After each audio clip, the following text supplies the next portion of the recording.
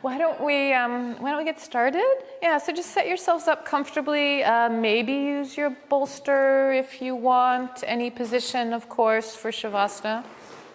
Okay.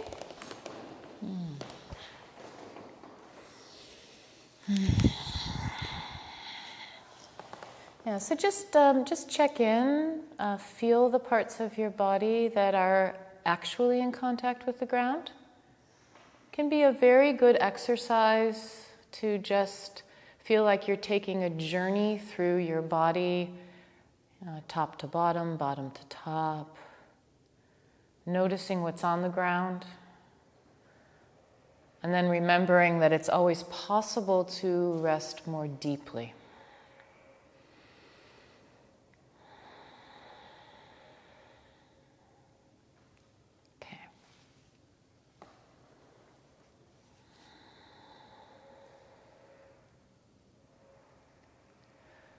And then why don't we focus attention on the breathing. If your breath movement isn't already occurring in your belly, just invite it. Invite the breath movement with your mind. If it's comfortable for you to have your hand or both hands resting on the belly, that can be an excellent reminder to the belly to soften.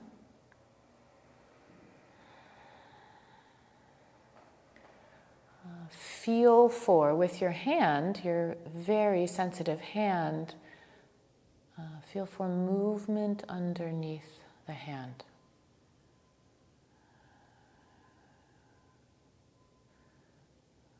I often enjoy feeling that my hands are going for a ride on the undulation of the belly as I'm breathing.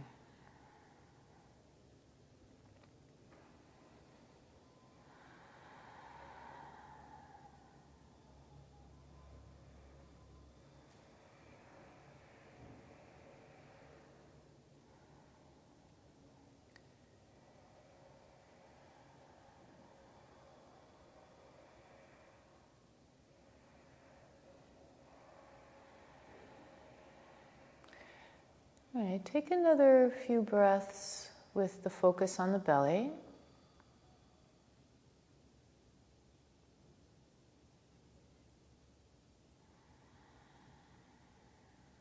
And then as you feel inclined, either place your fingertips or your palm on your chest, or bring your arms overhead and rest them on the ground.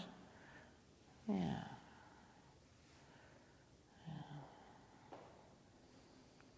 And bring your awareness to any breath movement in the chest area. Right, your chest is your high ribs. Right, so maybe as you feel breath movement in the high ribs, your attention can migrate throughout the entire rib cage.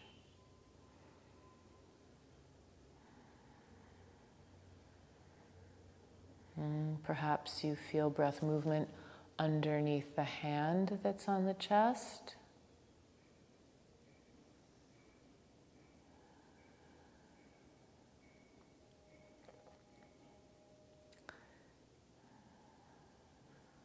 And the other area that we sometimes feel as we're focused on the upper body is the shoulder girdle. The shoulder girdle rides the breath movement of the rib cage. So there's a tremendous amount of gentle, rhythmic movement in the upper body as we breathe.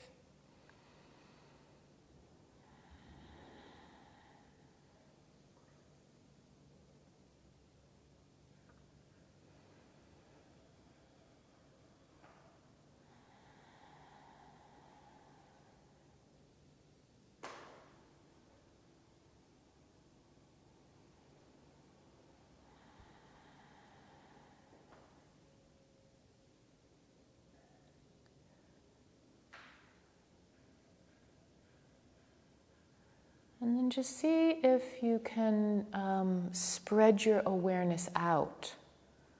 Feel breath movement throughout the torso. upper torso, lower torso, chest, belly. You might want to have a hand on the belly and on the chest. You might want to have your hands away from your body. Just assess based on your own comfort.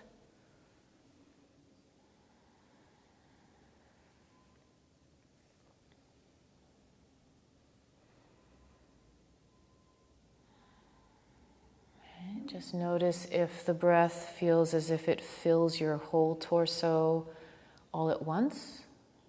And then the exhale invites the breath away from the whole torso all at once. Or if there's some kind of sequential feeling as the breath enters and exits.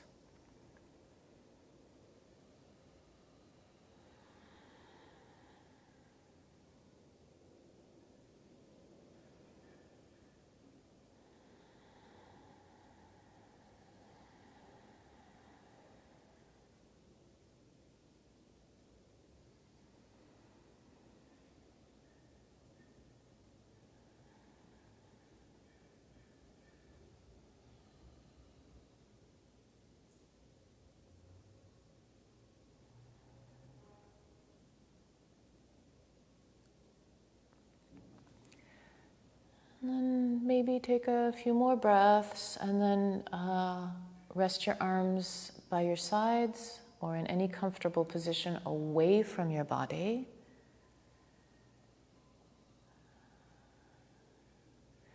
Continue to notice, be present with the breath movement wherever you're aware of it in your body.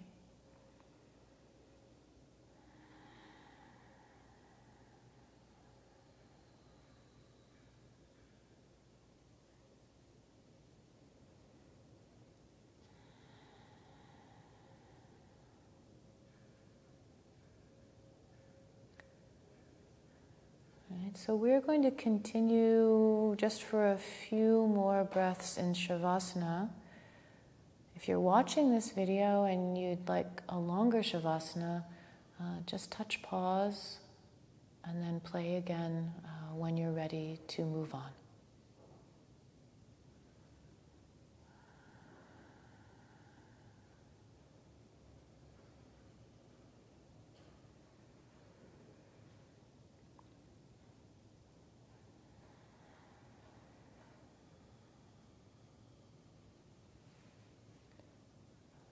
Please take another breath or two and then begin to move in your own way.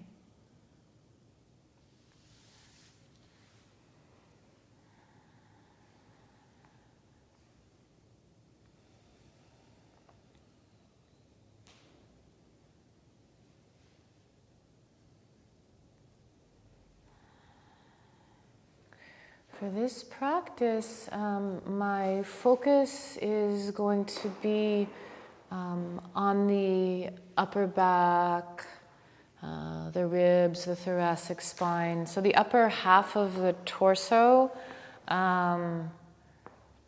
just as a place to work with throughout. Right? So as you're moving a little bit, maybe just notice, how does my upper back feel in relationship to the ground? Any movement you notice in the shoulder girdle, your ribs, your spine.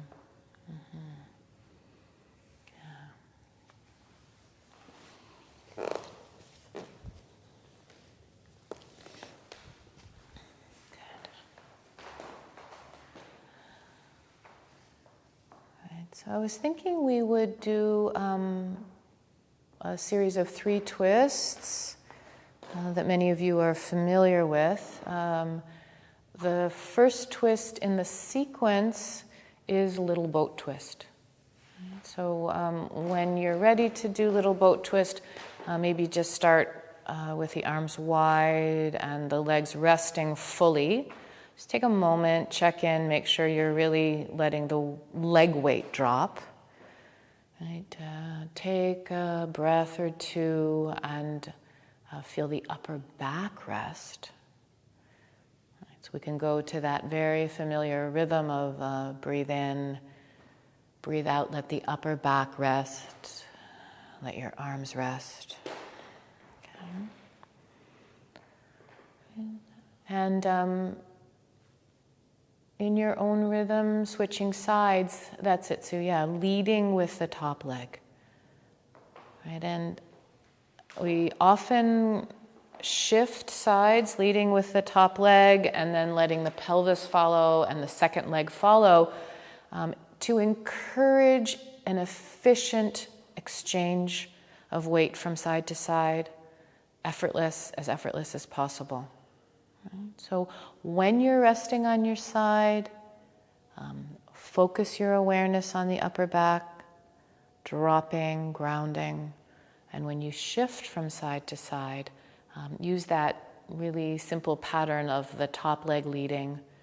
Feel the weight moving through your upper back as you go through the middle, and then that's it. Then there you are, you're resting on the side again. All right, so you can take as much time as you'd like in the twist on each side. The fastest, we could say, if you wanted to play with rhythm here, the fastest you might move would be in relationship to your breath rhythm. Right? So for instance, I inhale and I start to move that top leg, and as I exhale, I rest deeply into the twist. I rest my upper back. Right? And then I take an in-breath, and I start the movement of the top leg, that's it, Aviva. And then I rest into the twist on the exhalation. Right? So we could say the fastest I might move is inhale, roll into the middle, exhale, twist. The slowest you move would be up to you. You might really enjoy resting and resting and resting in the twist. Maybe every time you exhale, the upper back falls and spreads and settles. Okay. There is a variation with the legs in this twist. The legs can be long. Please, if you work with the long legs, just make sure as you're moving through the middle, you feel like you're really giving your whole torso to the ground. Mm-hmm. There's a nice in-between version of this where as I'm resting in the twist, my legs are long. In order to change sides, I bend my knees a little bit or a lot. Right? That just gives a little bit more ease in the body as a whole. So you can try, see what's the best choice for you. Yeah, keep remembering to just let the ankles soften. There's such a tendency to, yeah, it's very common. Yeah, there's nothing wrong with flexing your ankles. Just see if they can be soft. Yeah, so bent legs or long legs. I feel my upper back really resting into the ground. Maybe I'm following my breath rhythm. Inhale, move through the middle. Exhale, twist. On some inhalation at some point, inhale through the middle. Exhale, rest into the twist. Beautiful. Good.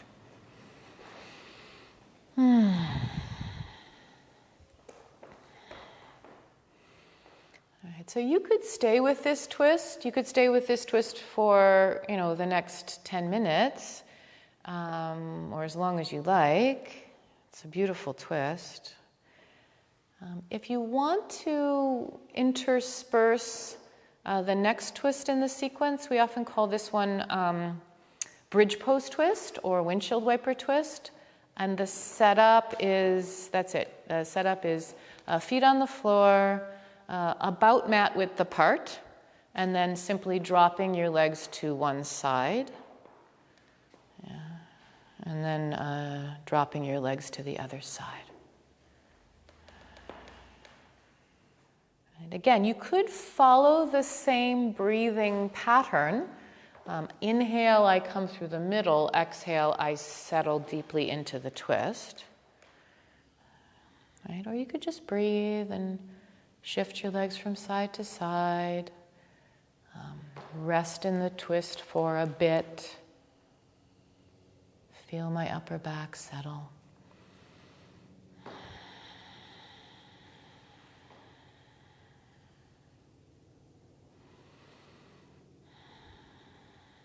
Right, so you've got little boat twist, and you've got this wide bridge pose twist. You might want to draw your knees into little boat at some point, so just do that in your own timing. You draw the legs into little boat for a symmetrical posture, and also to release and lengthen the low back, which of course almost always needs a little bit of release. Yeah.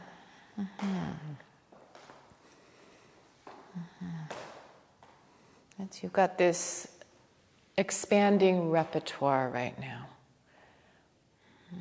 Little boat twist, wide bridge pose twist, little boat.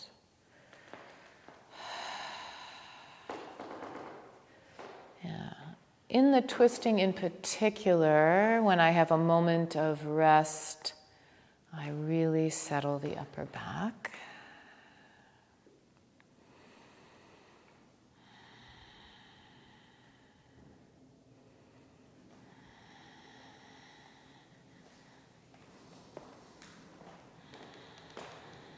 Yeah, good.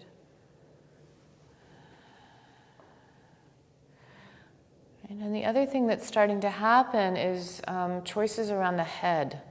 Right? So as I'm twisting, I might just check, what does it feel like to let my head rest in the opposite direction to the legs? Right? Or the same direction as the legs. Both are really useful.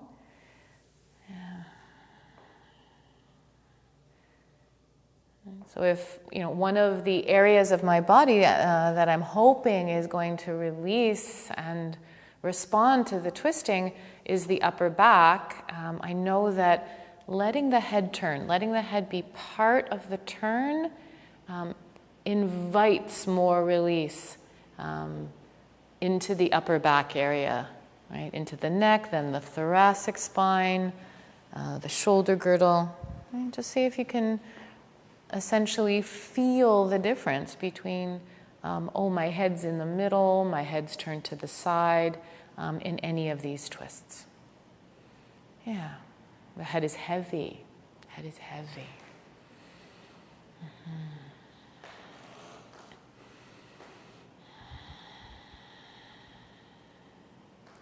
And then at any time, you might want to slide your bridge pose in. So you decide when that might happen. And bridge pose is also a beautiful pose for rolling your way up the back, which we're always feeling for. And also settling weight, that's it, into the upper back. Right? As you're resting in your bridge pose, let the upper back drop, settle, spread. Again, maybe on the exhalation. Right? So please roll up and down a few times on your own. Yeah, notice, feel the weight shifting into the upper back. And very intentionally, maybe change your arms. So 3 very basic choices. That's it. Arms overhead. Right? Heavy, heavy. Arms by your sides. Or one arm up and one arm down. Right? So every time we change the position of the arm, we affect the upper back. We affect the rib cage, we affect the thoracic spine.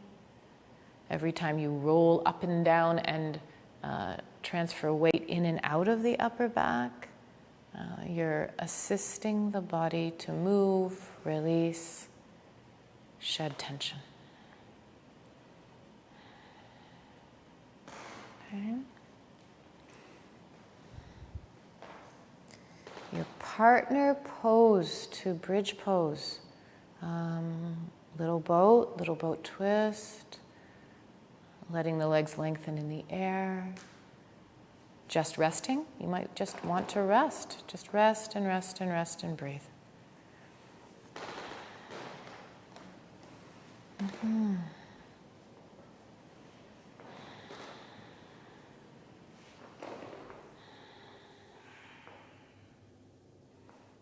Mm-hmm.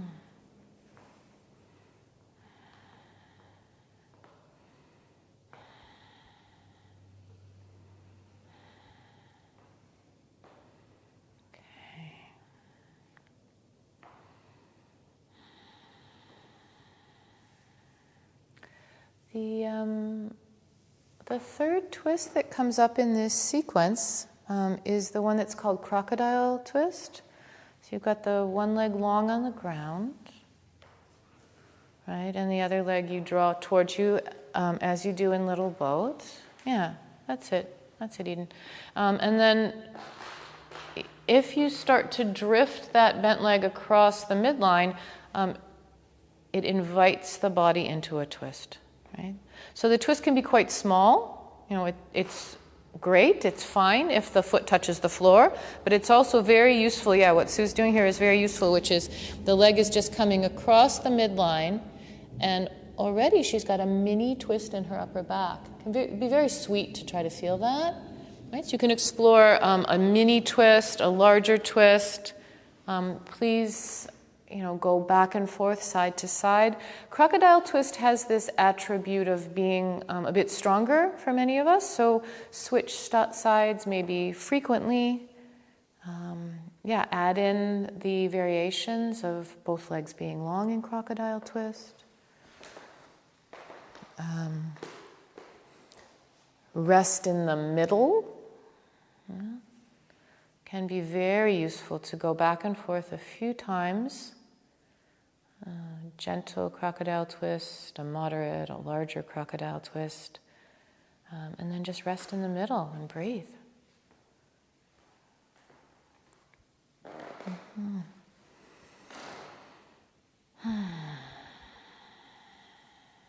Okay. And anytime you're resting in the twist or the middle, just remind yourself, and the upper back can rest as I exhale.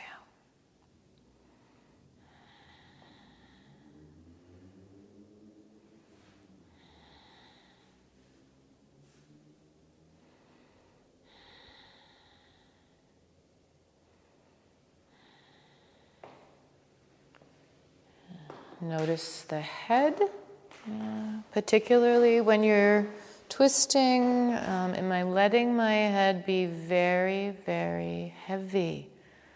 My head is heavy, my neck can rest, my upper back can rest.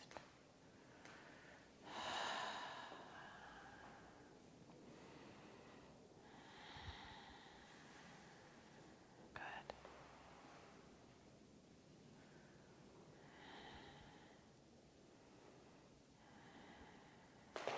All right. So why don't you just take another minute or so, work with any of these options, shavasana, any of the twists, bridge pose, little boat,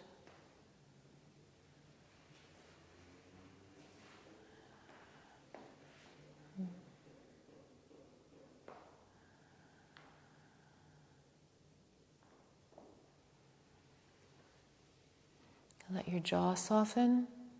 That's another way into releasing the skull.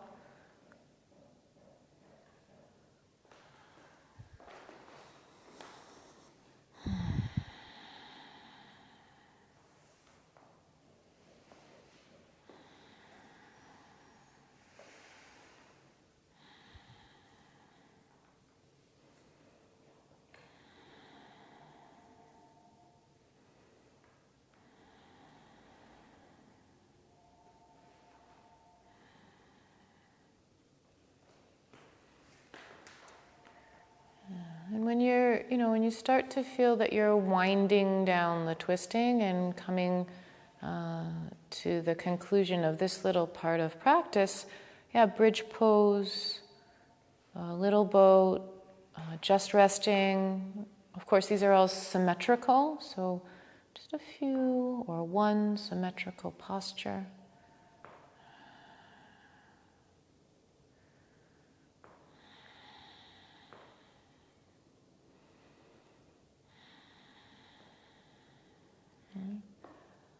And then just find a moment, 3 breaths, 4 breaths of stillness.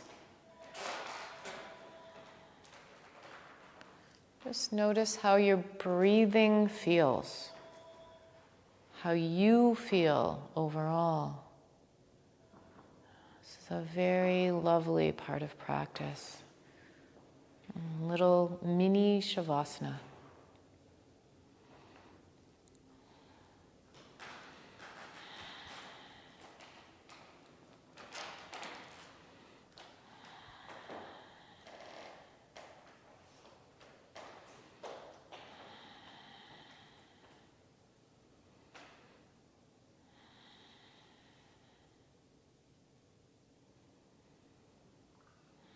Notice where the breath is moving your body, your belly, your chest, your ribs.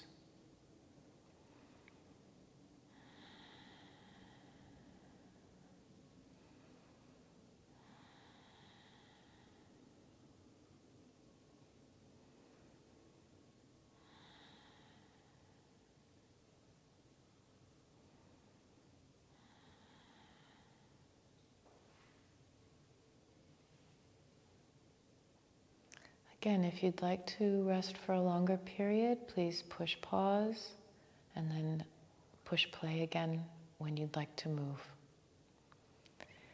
And please take a breath or two and roll over onto your side, and we'll come to cat pose.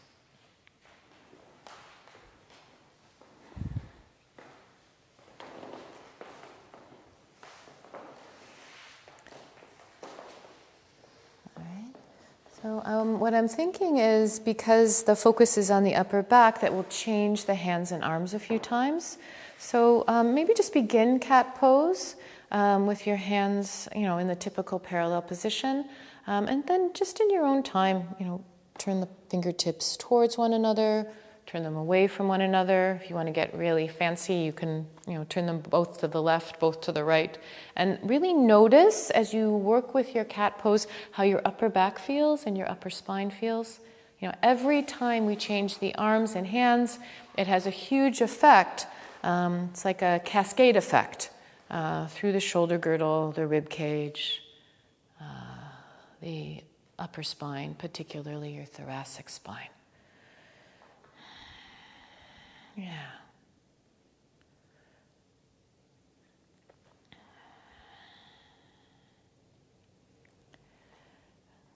Right, so as you're rolling from flexion to extension, forward bending to back bending, and once in a while changing the positioning of your hands, really notice the movement, the amount of movement in your upper back.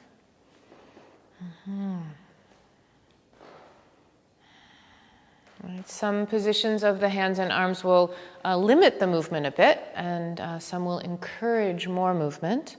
That's a good idea, Eden. When you can bend your elbows, look for the opportunity once in a while to really bend the elbows and then lengthen the arms.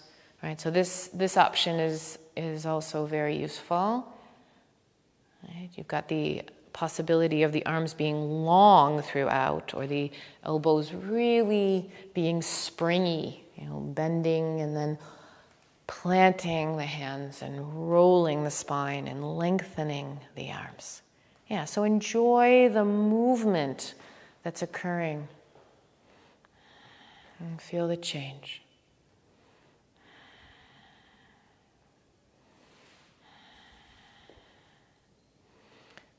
Right, there is resting on your forearms. Right, if you really wanted to explore elbows bent for a bit, and give your wrists a rest. Yep. You can be on your forearms with your palms down or your palms up. Yeah, that's it. And just check for yourself as you're doing cat pose on your forearms that your head really, really still drops during the forward bend.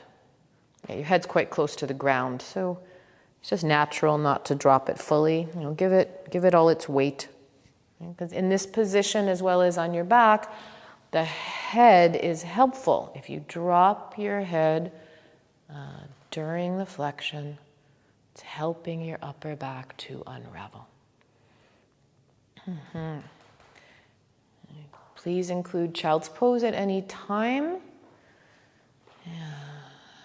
Take a few breaths in child's pose.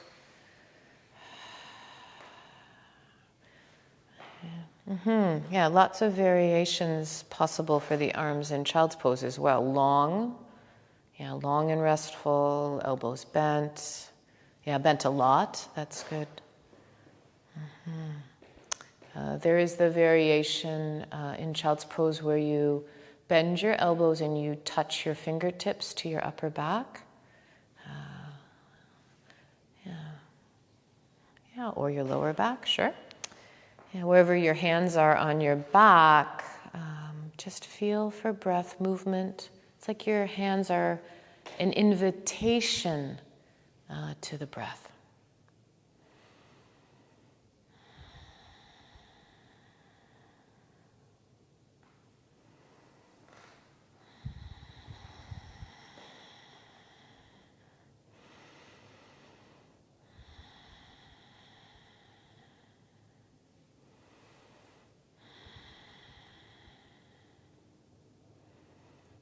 And then one other little suggestion in child's pose, which is the child's pose twist.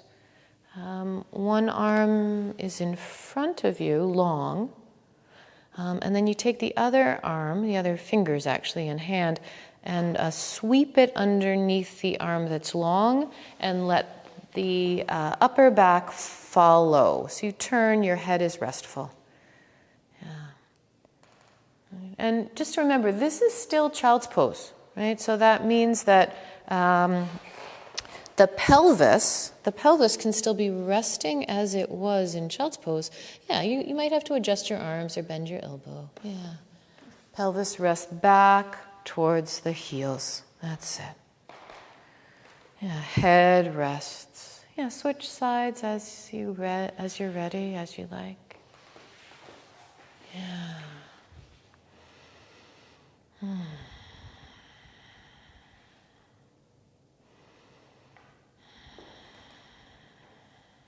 Every exhalation, my pelvis rests, my head rests.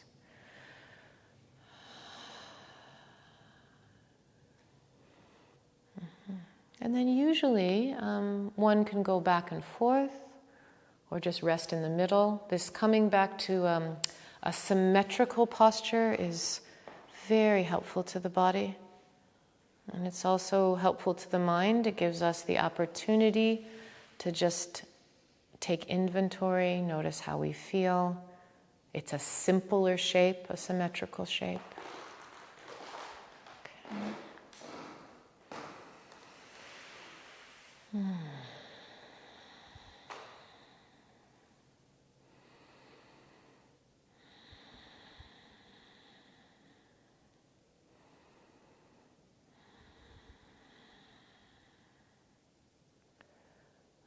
So take a few more breaths here. And what I'd suggest when you're ready to move a little bit more actively again is either do a bit more cat pose in the manner that we've been practicing, or perhaps go on to a little bit of downward facing dog. We're going to migrate ourselves to standing in the next moment or two. Maybe you want cat, maybe you want more resting, down dog, all of the above. Yeah,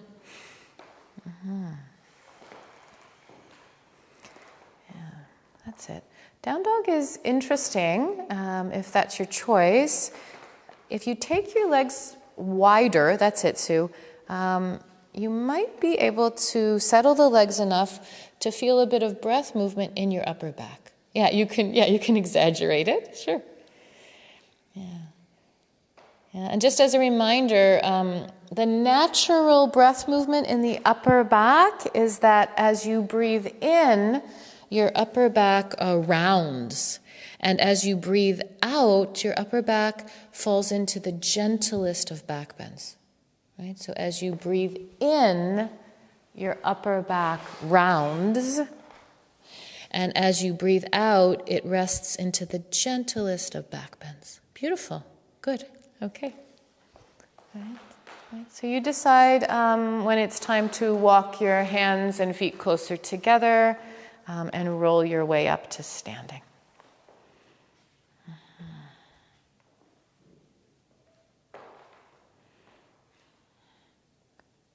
Good.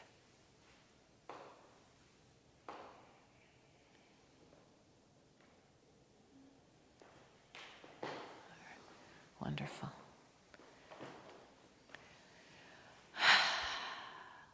All right. What I was thinking is there's a few sequences with the arms that are good series because we can, all do them on our own. And also they take the shoulder girdle through its full range of motion. Right? So I'm going to do the Qigong version of Breath of Joy, and then a slower, more elaborate version, and then the traditional version of Breath of Joy. And I'll talk you through the whole thing. Right? So we did a little bit of the Qigong version in our previous practice, where you just interlace the fingers, inhale on your way up, and then as you exhale, you let the feet settle. That's also to let the shoulder girdle settle, and you comb your way down. Right? So this is the most simple version of this. I inhale up.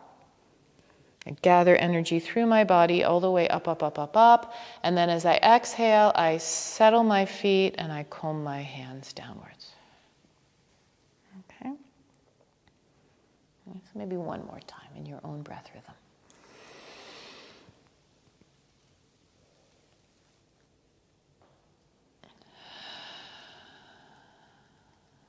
All right.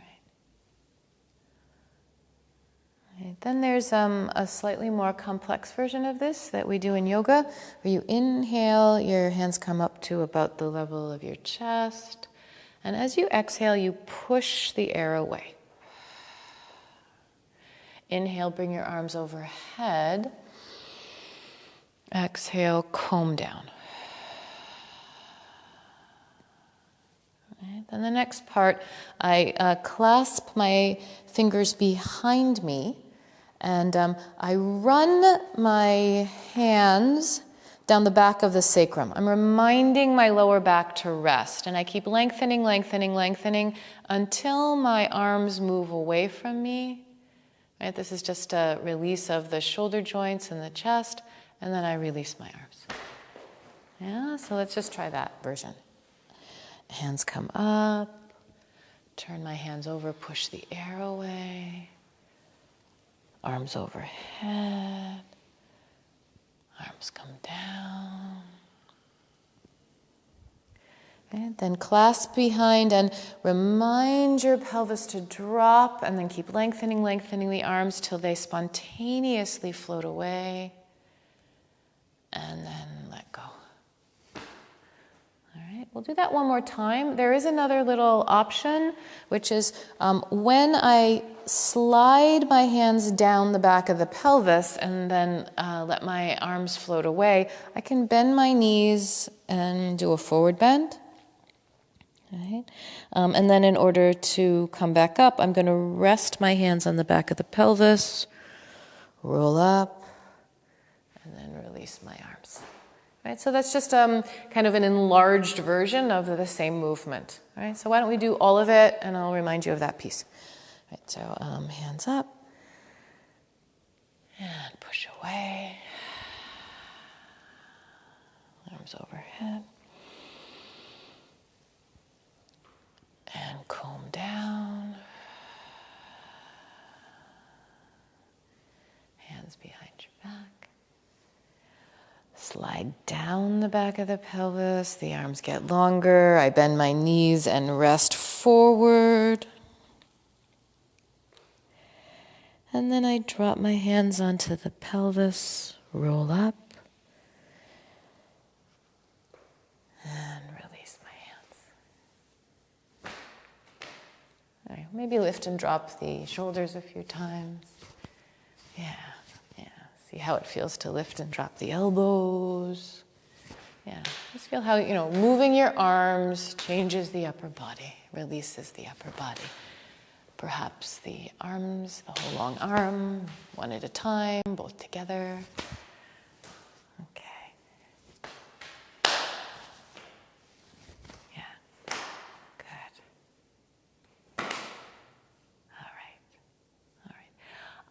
Why don't we do the traditional version of Breath of Joy, which is a little bit more vigorous and it has an integrated breathing.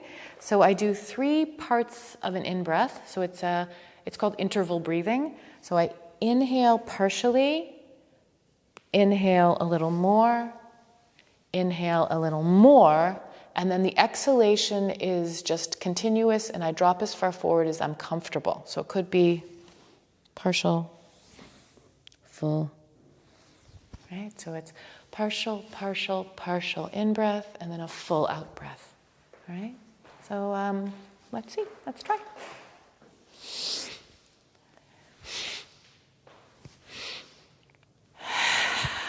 Drop your head, roll up in your own time, and again, the 3-part in-breath.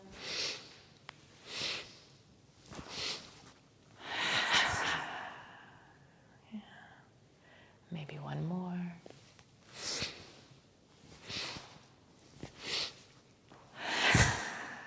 That's it.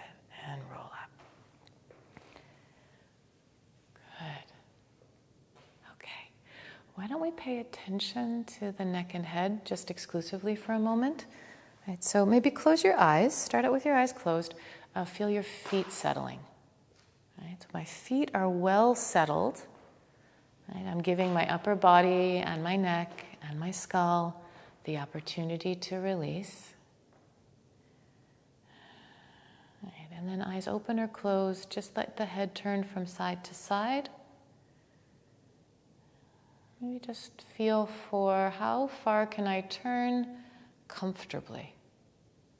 It's quite likely that you turn a little bit more to one side than the other. Yeah. It's like a little exploration. How far do I turn comfortably? Is it better to have my eyes open or closed?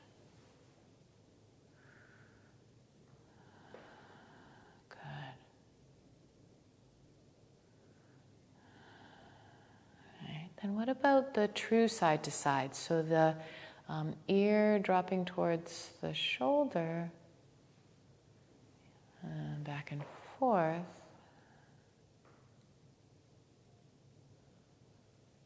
And if you stay to one side, even for one breath, rest the feet on the exhalation. Yeah, soft jaw. Yeah, good.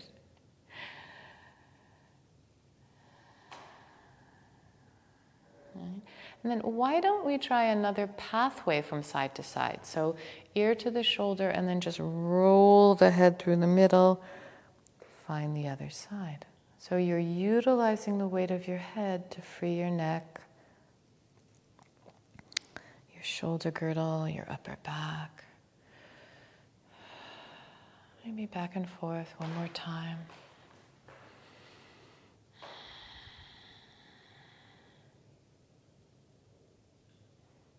Yeah. And when you're even, just take 1 or 2 breaths with the head right in the middle.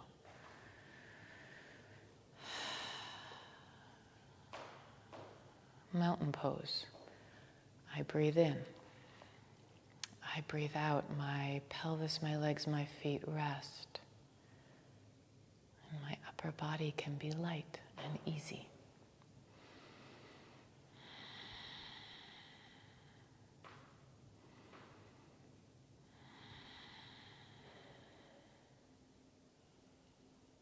All right. eyes open. Right? We're going to use the arms again to help the upper body move. So either holding onto your own forearms or interlaced fingers. You can even turn your hands over. Make a circle around the body. And you can decide how big this circle is. Right? So it might feel like I'm, just kind of looking at my hands, but I'm staying relatively upright. I could sweep my way all the way to the floor and all the way into a standing back bend. What's the right size circle, the right amount of movement for you at this moment? Pause whenever you want to pause. Change directions.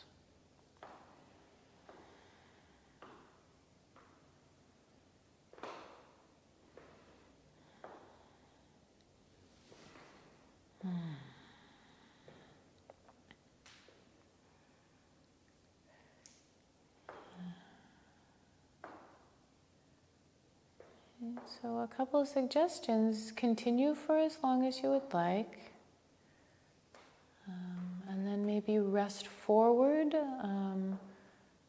You can rest forward with the legs just parallel, head heavy. You can rest forward in your down dog. It's a goal we all have, to be able to rest in down dog, if possible. You can come down into child's pose. Right? So just take a few breaths.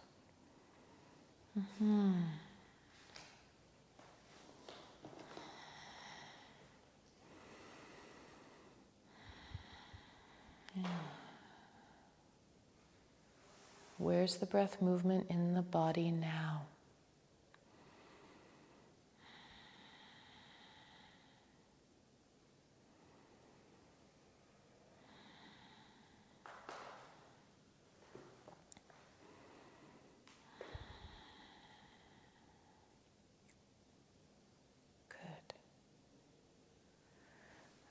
Where we're going to go next is a belly back bend. I'm going to suggest 3 options, but if there's another belly back bend that you like to do, please go right ahead and do it. The first option is Sphinx. Right? So kind of wiggle your way out onto your belly. Place your forearms about underneath your shoulder joints. Right? And just look around. Right, now one attribute of all of these belly back bends is we're looking for the lower back to be very comfortable. Right? So if you feel any compression in your lower back, one simple way to try to alleviate that is to just shift your elbows a little farther forward. Just give yourself a little bit more length.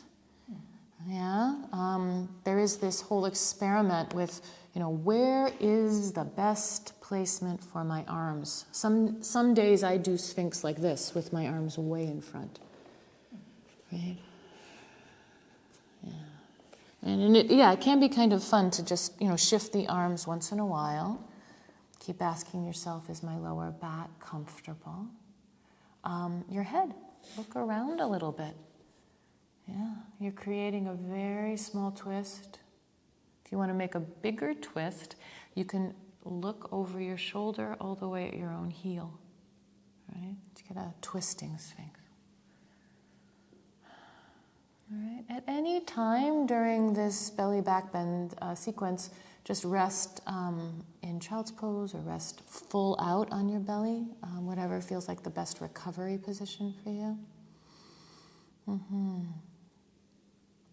That's it, good. All right. So it may feel really lovely just to go in and out of Sphinx a few times and play with that, moving of the hands. If you would like to do a stronger belly back bend, there's Cobra, right? So just as a reminder, we generally do Cobra from child's pose. So I'm resting in child's pose. I roll through cat. And then I start to rest the weight into my hands until I can look around. My lower back is comfortable. You can slide a bolster under the pelvis so there's something to rest on. Yeah, your pelvis does not need to be on the ground, right? So cobra, the definition of cobra is that my legs are resting. My arms are longish. Yeah, that's it. So yeah, so if you place a bolster underneath the pelvis, you can just check in. Does that feel like it allows me to rest the pelvis a little bit more? Right? Yeah, it's really individual. Some people are quite comfortable with the pelvis just long and off the floor. All right, so cobra with or without the bolster, sphinx, child's pose. Right? That's it. You can look around in cobra too. It's kind of fun. Yeah. It's interesting. When we start to shift the head, which shifts the upper back, it can actually make the pose a little bit softer. Right? So you're just giving the body a weight shift, which helps to release some of the tension that creates the challenge in the pose. Yeah. Great. All right, so maybe, back and forth one more time. If you're finished, just decide what you want to conclude this piece with, the child's pose or resting on your belly. Great. Yeah, notice your breathing in the belly back bend. Yeah.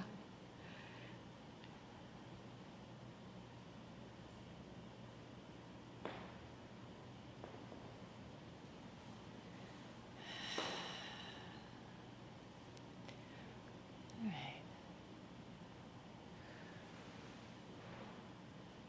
So what I'd suggest is when you feel complete with your belly back bends and you've given yourself the right amount of time for child's pose, you bring yourself into your favorite twist on your back. You could use one of the twists that we started with, but there are many other lovely twists. Okay.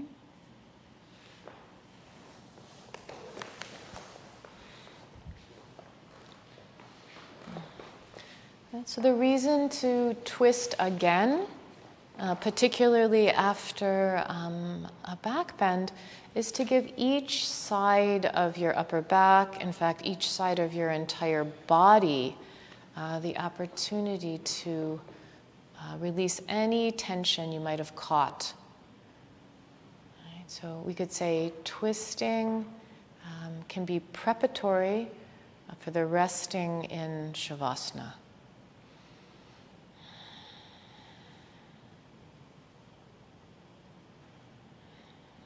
Maybe check in how your upper back feels in the twist after the practice we've just done.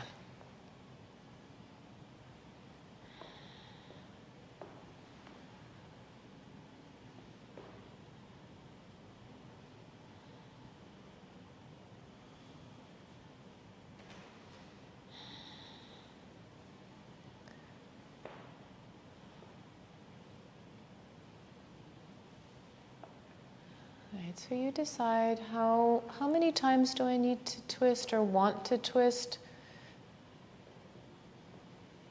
in order to feel ready to settle into shavasana.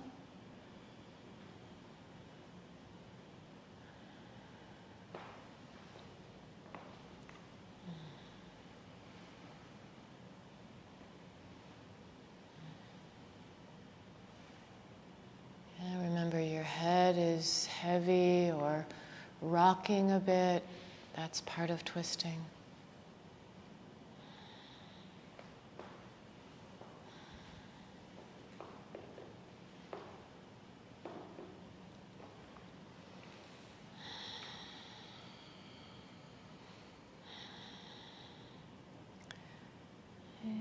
take the opportunity, the pleasure in shavasana of having nothing to do but ask yourself, how does my body feel now?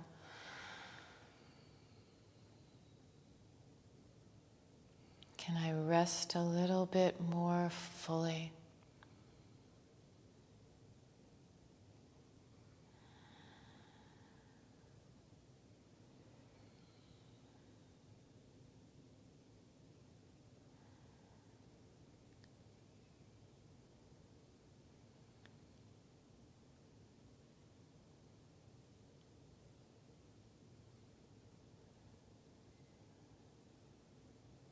Take your time.